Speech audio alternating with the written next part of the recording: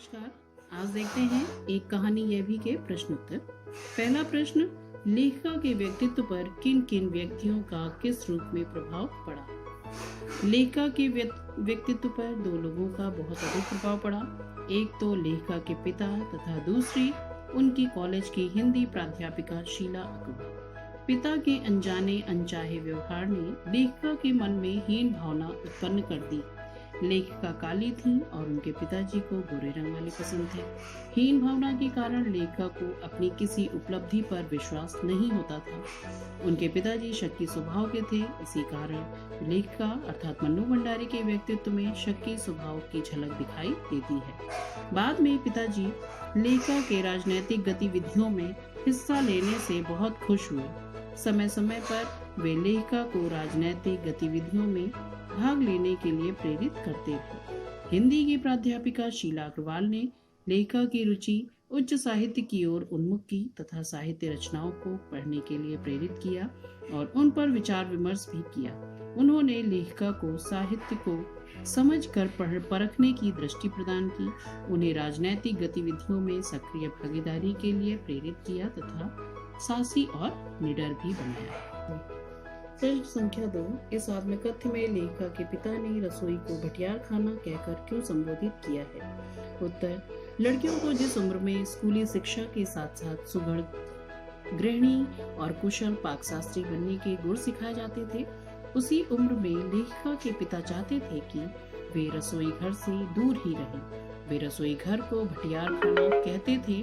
उनके अनुसार रसोई घर में रहना अपनी क्षमता और प्रतिभा को भट्टी में झोंकना था। वे मन्नू जी को रसोई घर के कार्यों से दूर रखना चाहते थे ताकि वह आम स्त्री से भिन्न होकर अपने व्यक्तित्व का विकास कर सके।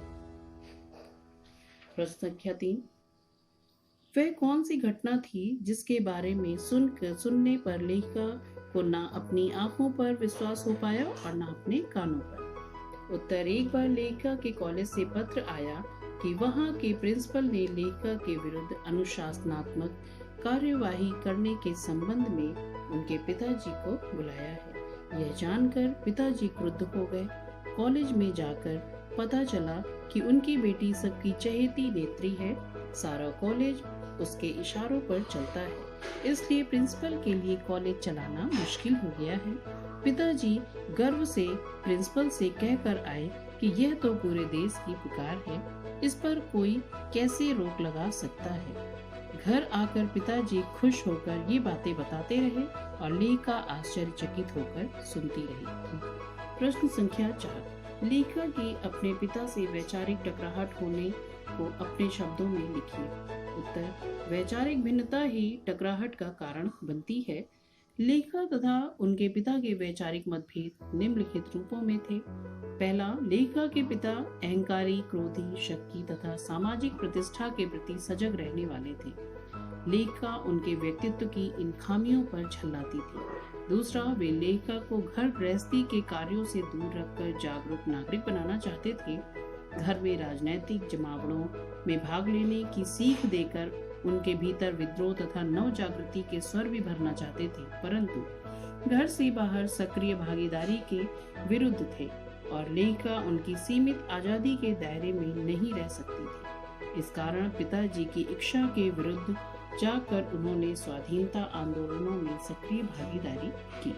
तीसरा, विवाह के विषय में भी पिता पुत्री के विचार टकराए।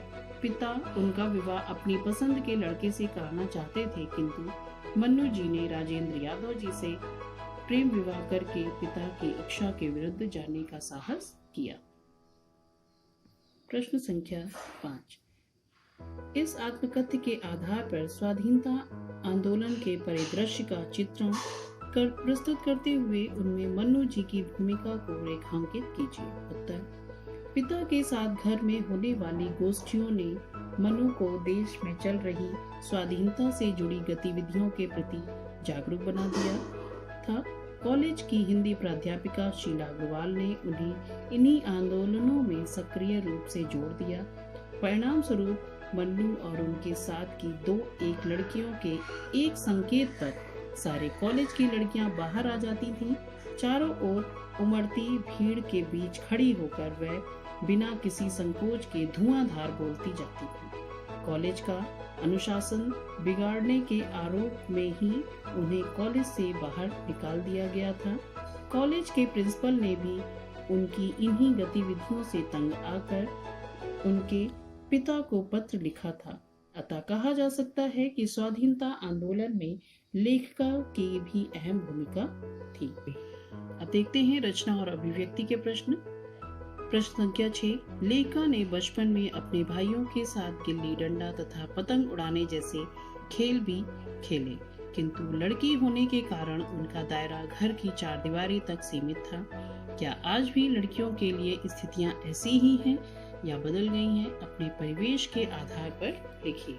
इसको आप अपने शब्दों में भी लिख सकते हो, क्योंकि रचना अभिव्यक्ति छात्रों के लिए ही होता है। उत्तर: आज लड़कियों के लिए स्थितियां पूर्णतया बदल चुकी हैं। वे घर से बाहर निकलकर लड़कों की तरह ही हर क्षेत्र में आगे कदम बढ़ा रही हैं, क्षेत्र चाहे खेल का मैदान हो या विज्ञान का। लड़कियों को हर तरह से सक्षम बनाया जा रहा है। वे अपनी रुचि या इच्छानुसार कोई भी विषय ले सकती हैं, कोई भी खेल खेल सकती हैं। अब वे शिक्षा एवं खेलों के लिए अपने शहर से दूसरे शहर या विदेशों में भी जा सकती हैं। प्रश्न संख्या 7। मनुष्य के जीवन में आस पड़ोस का बहुत महत्व होता है, परंतु महानगरों में रहने वाले लोग प्रायः पड़ोस कल्चर से वंचित रह जाते हैं। इस बारे में अपने विचार लिखिए। उत्तर: महानगरीय लोग अपनी जिंदगी खुद जीना चाहते हैं। दूसरों के साथ मिलने जुलने, खाने पीने तथा दुख सुख बांटने का ना तो उनके पास समय है और ना ही इच्छा। मशीनी युग ने उन्हें भावना शून्य कर दिया है। परिणाम स्वरूप वे लोग पड़ोस कल्चर छोड़ने लगे हैं। और प्रश्न संख्या 8 और 9 ये आप सभी को स्वयं से करनी है, क्योंकि स्वयं का ही अनुभव और स्वयं के ही अध्ययन का ही परिणाम आपको इसमें लिखना है। धन्यवाद।